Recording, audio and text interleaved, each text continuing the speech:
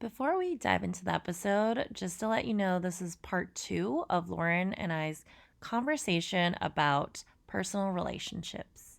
So I'll share the one mindset shift that literally changed my entire world with how I show up to social events. Because before I used to walk into a new group of people, and my main thought was like, oh, I just want everybody to like me. Like I hope they like me. Like I just want to be liked. And because I was kind of having like this desperate feeling of like, I just want everybody to like me. Like that's my goal. And I think a lot of us do this naturally without even thinking about it. Um, but when I was coming from that space, how I was showing up was like this very polite, watered down version of myself. You're listening to On the Cusp of 30, and I'm your host, Katie. Let's navigate the chaos of adulting together. And I know like times where my personal relationships are going through struggles. I know people deal with this in different ways, but for me, I think I tend to rely on things that I could potentially have more control over, such as work. So then I just become a workaholic because Yes, what else am I going to do with my time? right. But obviously that's not healthy, so it's like we got to have that balance. And so Right. over the years I think I've done a lot more reflection on the way that I've been approaching friendships. I think for moving forward, like I do want to shift a lot more energy into like personal relationships and figuring out how I can be a better friend, just invest more in personal Yeah, relationships because, at the end of the day, like that is super important. absolutely. Yeah. And I'm glad that you said that you have to like actually spend time to invest in the friendships because I think that was like one of the biggest things that I learned being out in Arizona was like, okay, this is actually going to take effort. Like this isn't going to come as easy as it was in college when we were all in the same space.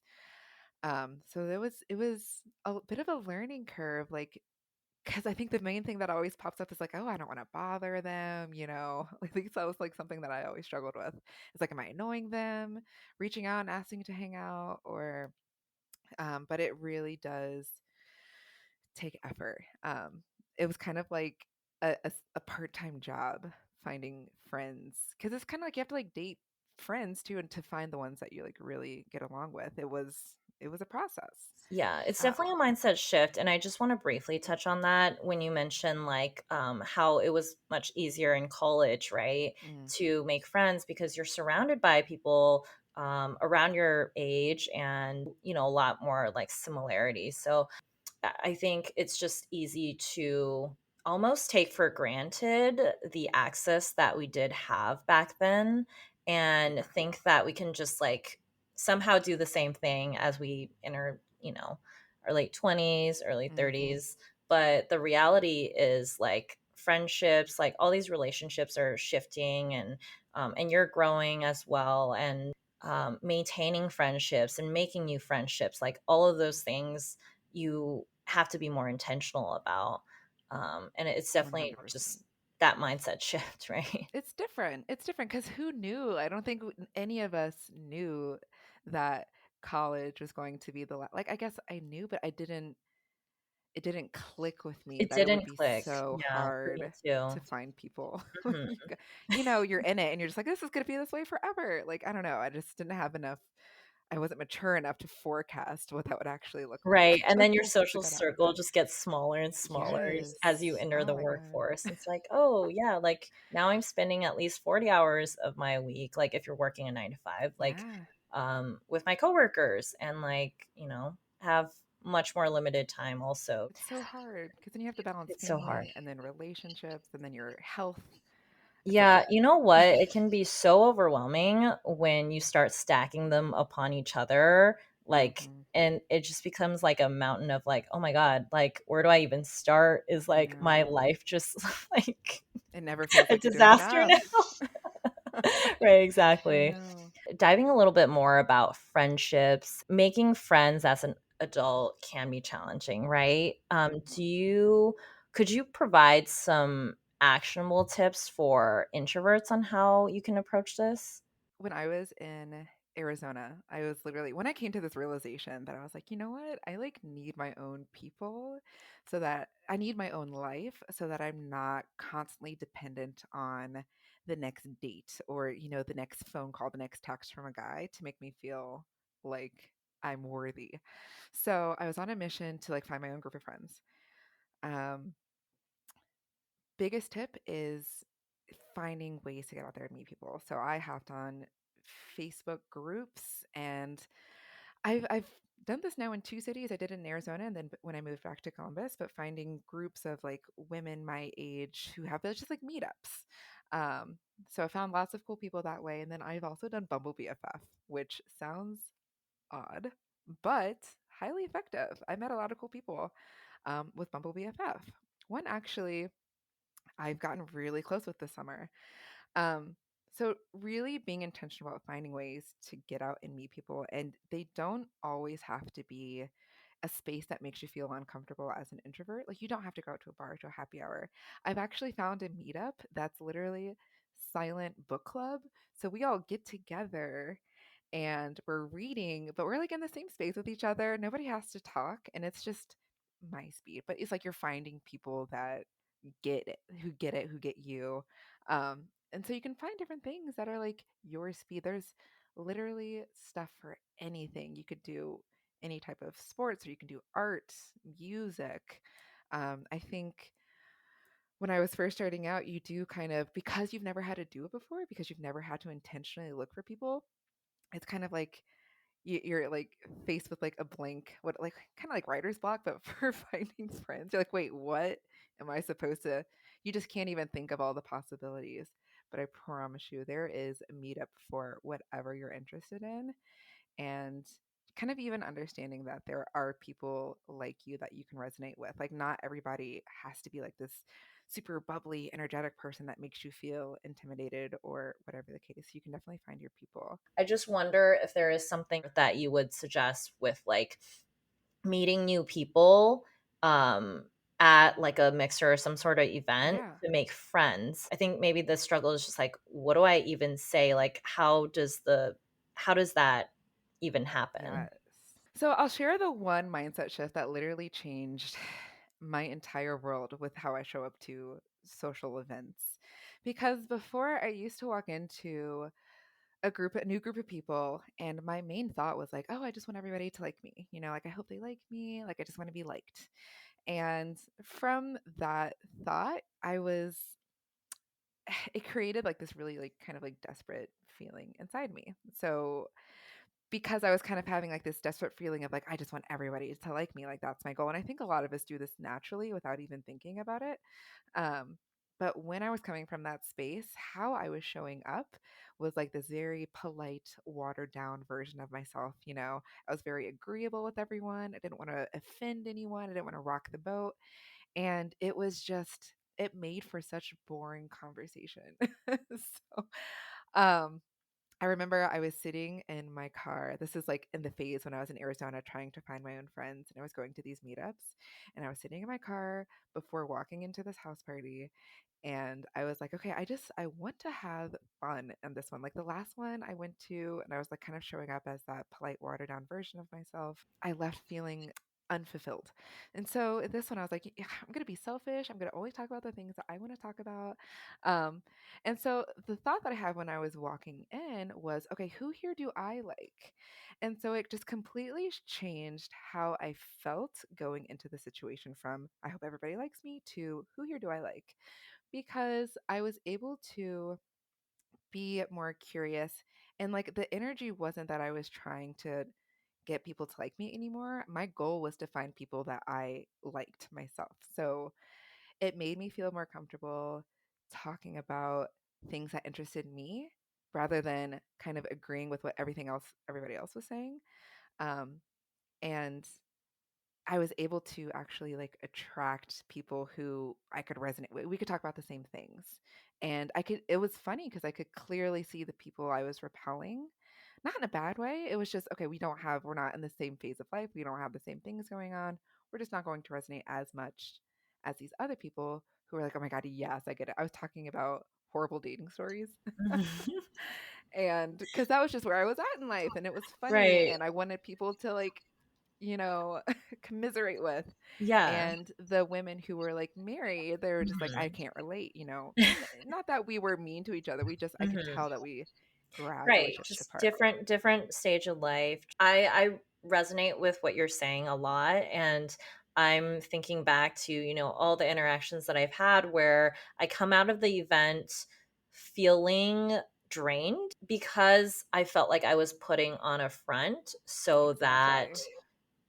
people could like me. Shifting away from that is very difficult, but it really brings you closer to the people who you really want to connect with, right? And Yes, it is uncomfortable. It is uncomfortable knowing that you are going to repel some people. But I promise, like, once you can kind of get used to that discomfort, and this does take practice and intention, it feels so good when you finally start attracting the people who get you. It's just the best feeling. It's like, oh my God, there are people that like me for me. It's just mind blown.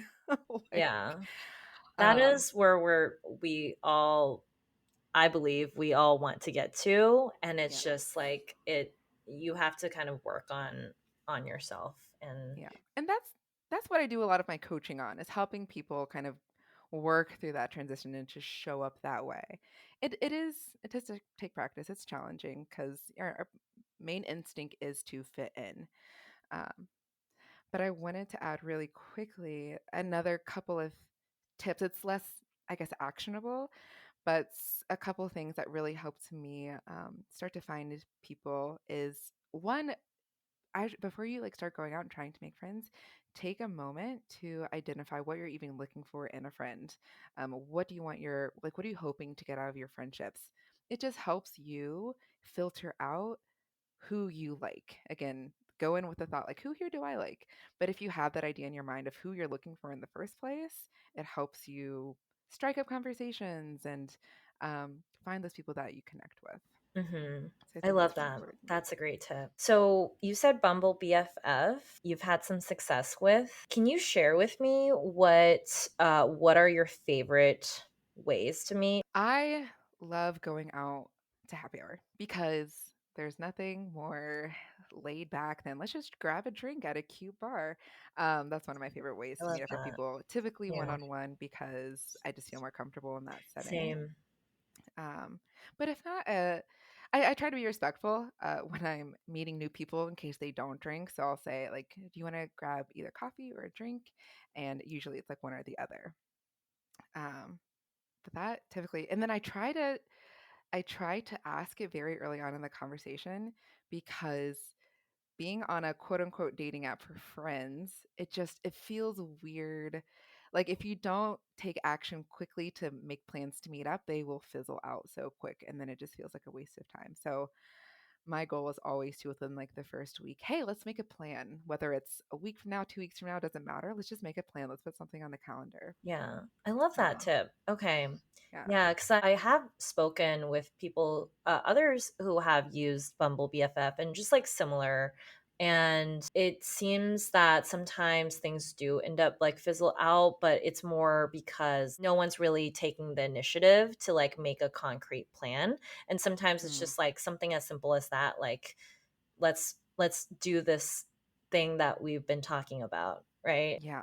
Yeah. I mean, that's the point. You're here to make friends. And I just feel like you can't make any genuine connections just on a chat service. You know, I feel like the same with dating too and the dating apps. Like, let's make a plan. Let's actually meet in person so I can tell if like we're actually a connection or not. Like I don't want to spend so much time talking in the chat. Respectful of both of our times, right? Exactly.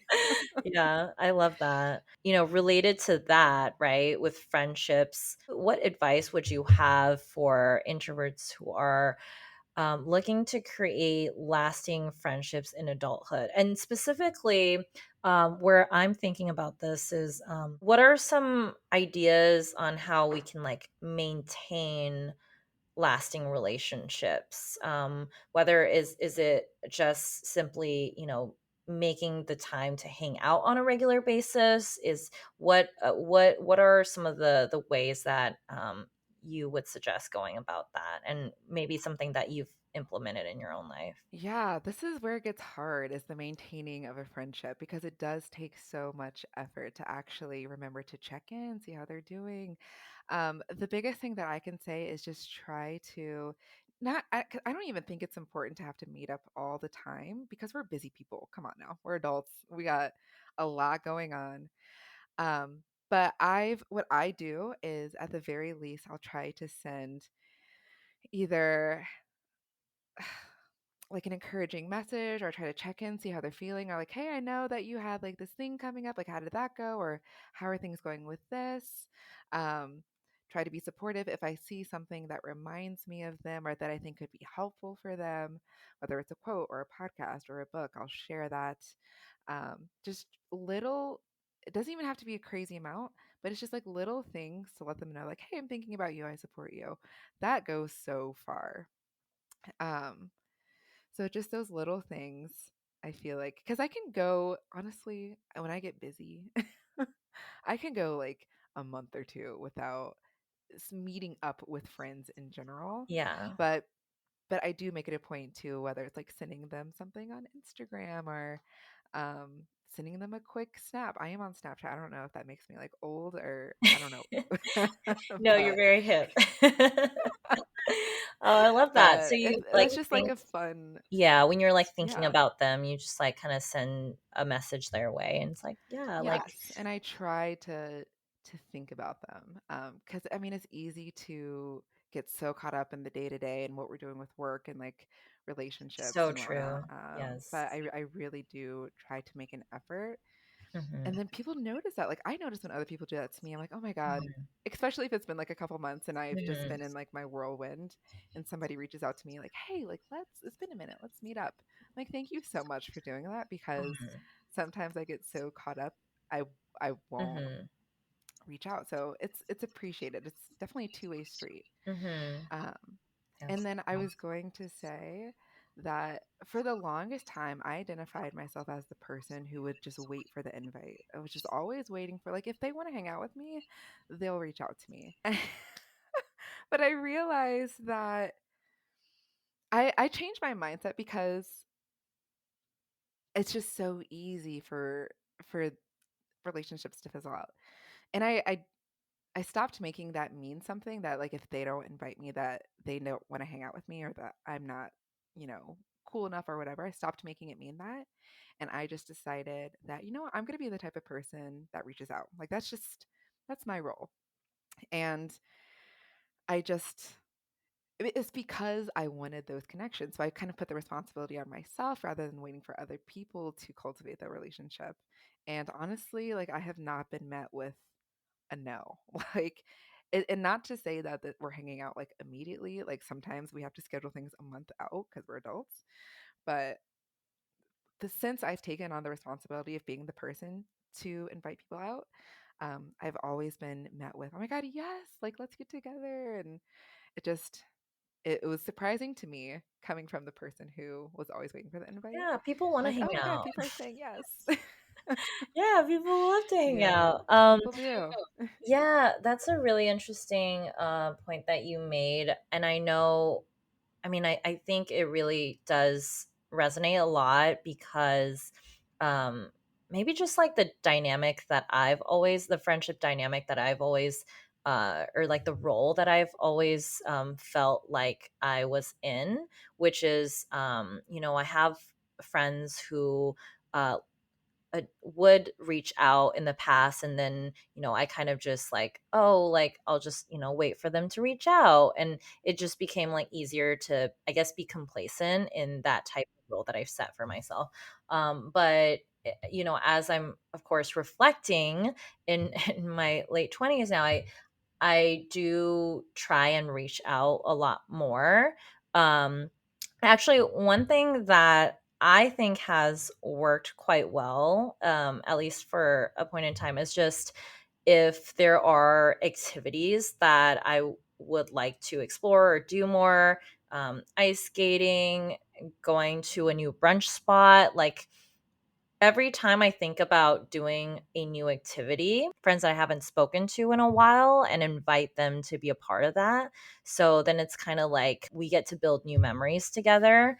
I like that. And I've even done something with one of my close friends is I've set regular calendar invites for like exercising. So we'd like go work out on a regular basis, and if one of us is happen to be busy on that day, we can just cancel that or reschedule, but that way there is some sort of like regular thing that we can Mm. expect that we'll be doing.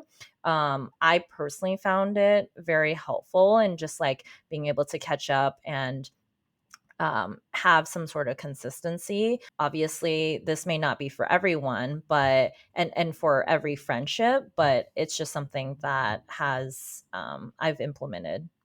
No, I love that. And I do time block on my calendar. But I love the idea of just being because it's all about intention. That's the whole point of building relationships is being intentional. So I love that you have like a reoccurring, even if you don't meet up, but like the intention's there. Mm-hmm. Yeah. And kind of starting to build that habit. I love that. And I love that you invite your friends to new activities because I love when friends ask me to do that. Like I had a Mm-hmm. friend earlier this Yeah. summer be like, "I just got a paddleboard. You want to go paddleboarding?" I've never been Yeah. paddleboarding in my life, but I got myself a paddleboard, and it was so much fun. And it's just so fun. I feel like that's a really good way to form new friendships when you're Right. trying new things together, Mm-hmm. because there's something about it. It's bonding. It's a bonding Yeah, I experience. love So doing that's so that. fun.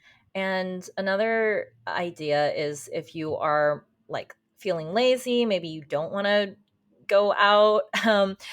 If you enjoy hosting, that could be another option. Like, for example, if you haven't seen like three of your friends in a while, maybe it's been some time, then and you have the space to host, you can do something like a small dinner party or just whatever get together that you feel comfortable hosting. And that would be like an easy way to get all your friends together, do something new. And I think I love knowing that how much people will actually appreciate that because it's like a thoughtful thing. Like you're purposely like creating the space for you guys to get together and to connect more. And I think as an adult, that is it's a little bit more rare. So the level of appreciation when people do that, just it makes me feel good doing things like that, like hosting. Like, hey, come over. It's been a minute. Like, let's. I do love to host. I've been hosting a lot this summer. I haven't been doing this as much. I honestly want to do more hosting, but a couple months back, I did host a Love is Blind watch party and I we love got it. together, got some food, potluck style, and then gossiped about the characters, and that was really really fun. That's so fun. And Yeah, yeah, I think hosting amazing. is a great option, especially for like introverted people. Absolutely. And lately, anytime I invite my friends over, it's like two people. Like I don't, like I said, I don't love huge crowds, but anytime I invite them over, I'm like, okay, sweats only. Like do Yeah. not come. Like we're getting cozy and comfy. That's all I want is some wine and my Hmm. sweatpants. I love So it's the that. That best. sounds like a really good time. I would Yeah, do that. always. You gave me some great Like, ideas. bare face, like we're comfy. It's just us. Yeah, we could do like a Yeah. spa day too. That's a good That would idea. be so Oh my fun. gosh, I have a steamer. I have a face steamer. Ooh, That's a good idea. okay. Yeah, there's like so many things. I gotta make a list. Yeah, I know we talked a little bit about like, friendships, like maintaining friendships, finding new friendships. I know we spoke like before the recording where sometimes friendships evolve in adulthood and Yes. navigate. So I wish this was something that was like taught beforehand because I was mentioning that I experienced a friend breakup. It was like this time last year. So it was like a really good friend of mine. We were like best friends. We worked together and just clicked immediately. But then I moved to Arizona for a couple years. And during that time, I feel like I really found my true self because, I was being alone and dating, like it really allowed me some time to get to know who I actually am. And so when I ended up moving back 2 years later and we got together, it I quickly noticed that I was like, "Oh, we've grown into different people." Like I am I'm just like really, really optimistic. I'm a life coach. I always see the good in things. And my ex-friend, she was more of a pessimist, and not to say that that's a bad thing, because that used to be our sense of humor. Like we used to kind of like make each other laugh with how negative we both were.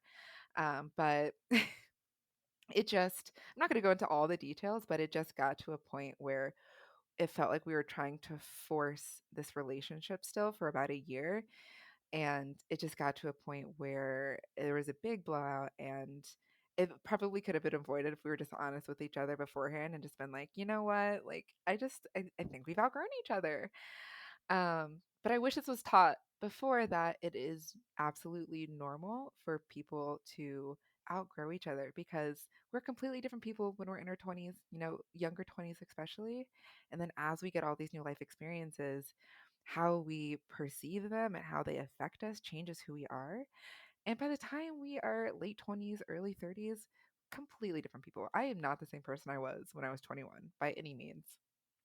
And it's just really accepting that in some cases we evolve as a person. Like both parties are evolving, and they don't always end up aligning the same way that they used to. I just felt like when that was happening, I just didn't want to accept it. I'm like, no, like we were best friends. Like this isn't, like we're supposed to be best friends forever. And I was really holding on to it, and it just caused even more hurt because I was putting myself in situations where I wasn't being respected, and it was just not a good dynamic. Mhm. Right. So Yeah, that can so be until really today. tough. Sometimes conflicts in friendship can feel even more difficult to address than in a romantic relationship. For Just sure. because it's, I don't know, sometimes it's just like you just don't expect that like something would evolve in such a Yeah. way. That's a really tricky area to navigate.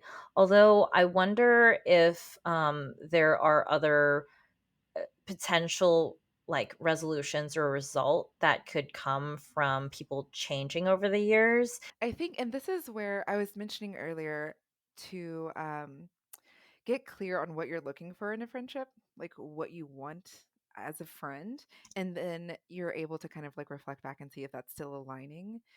But if it is something that you really want to keep the friendship, I think it would be a matter of not wanting to change anything about that person, but the only thing you can do is accept them for exactly who they are and choose to be okay with that or not.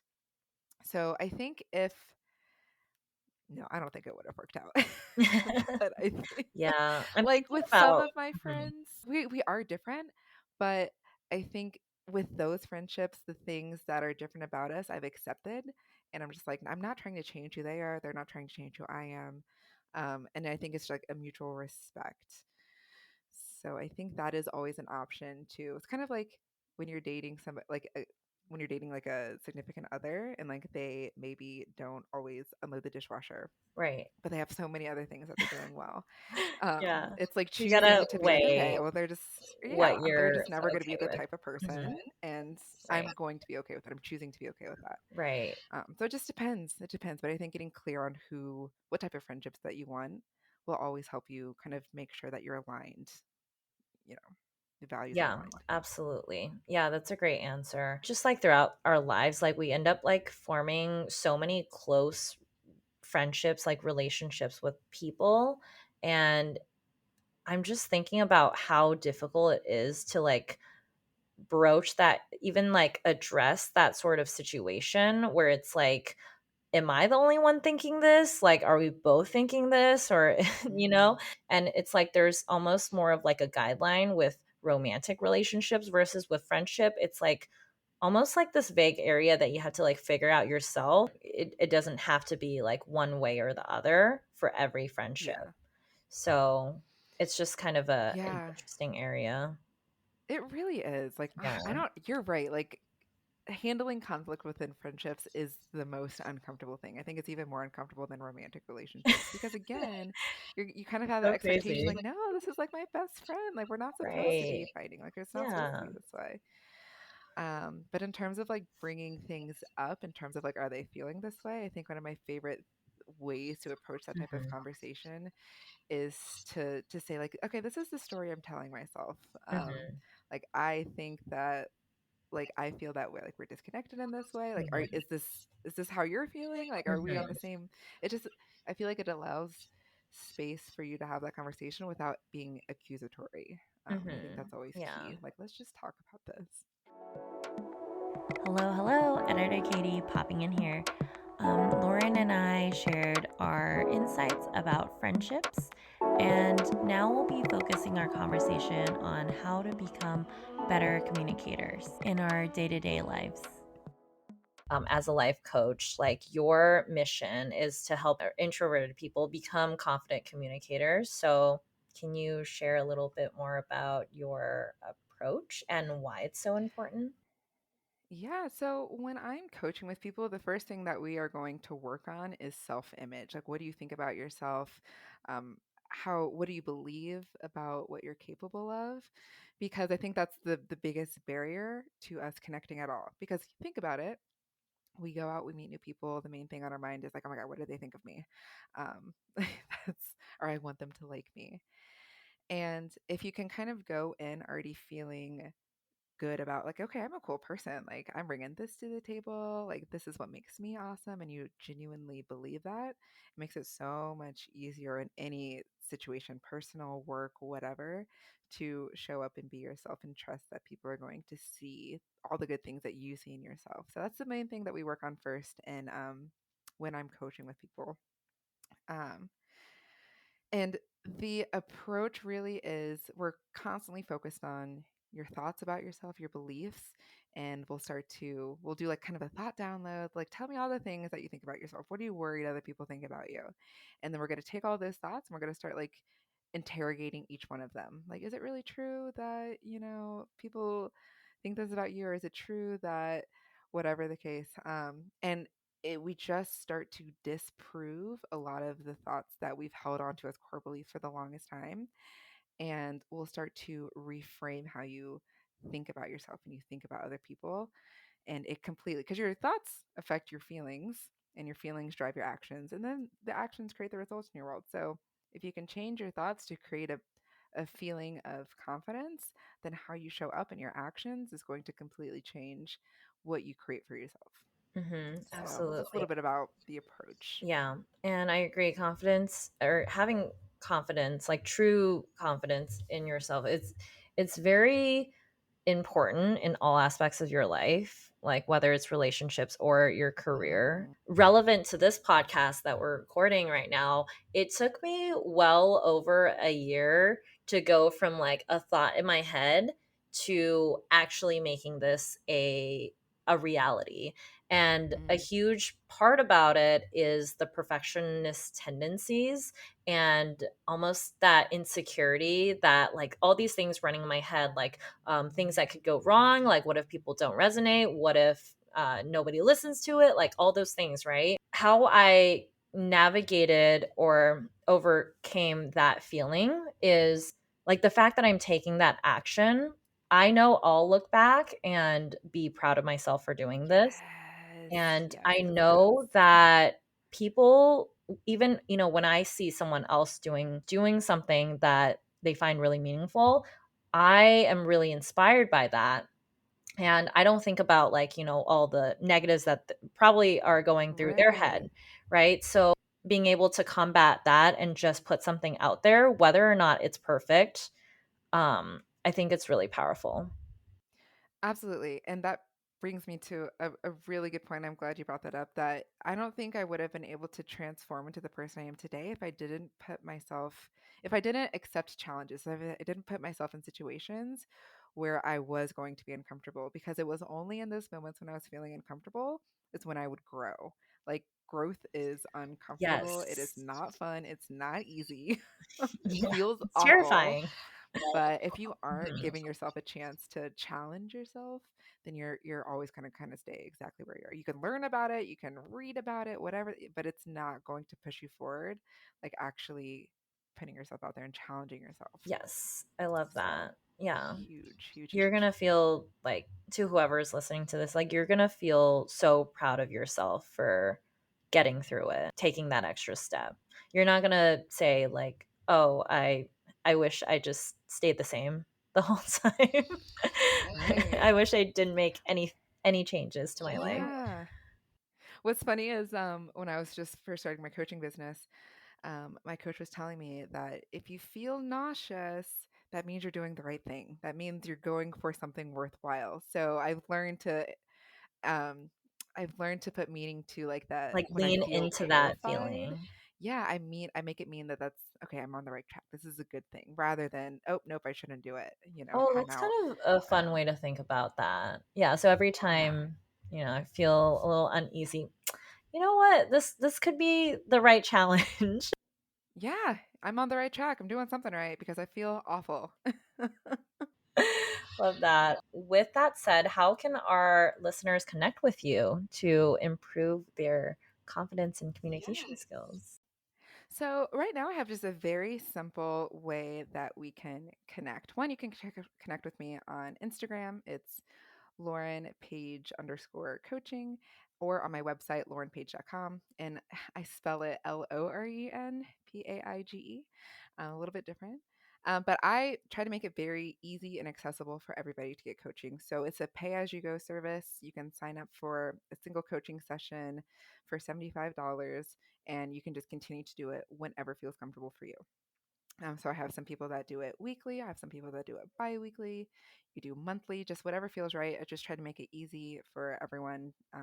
And you can even like try it out for one and see if you like it. And yeah, so Love that. that Yeah. is I'm glad that you have like this kind of like a flexible way of working with people who are curious and want to try that out.